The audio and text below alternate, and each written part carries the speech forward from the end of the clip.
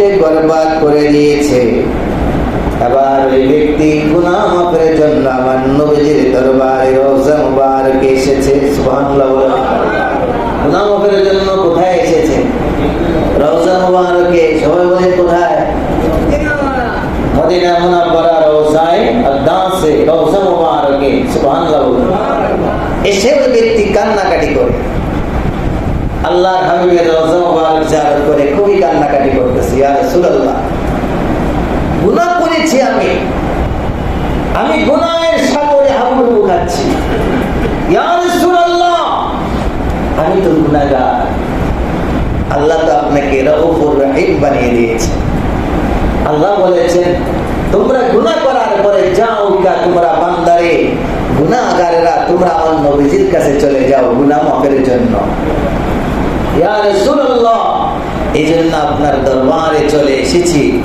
আপনি যদি আমাকে ক্ষমা করে দিন, আল্লাহ ক্ষমা করে দিবেন।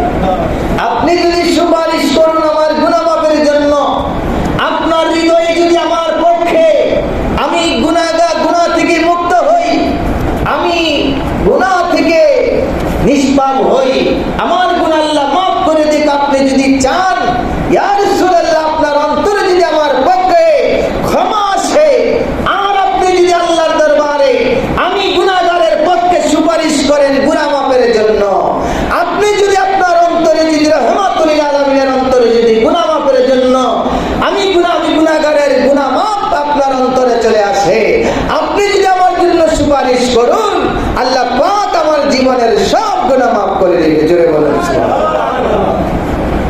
ওই ব্যক্তি গুনাহ মাফ চেয়ে অনেক কান্নাকাটি করে চলে যাচ্ছে। এমন অবস্থায় নবীজির রওজা মুবারকে একজন আশিক ছিলেন, তন্দ্রাচ্ছন্ন অবস্থায়।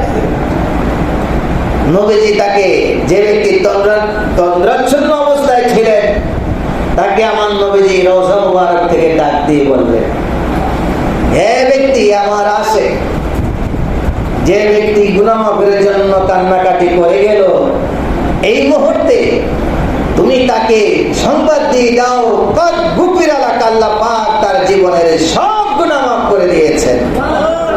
জোরে বলেন না সুবহানাল্লাহ। ও মদিনা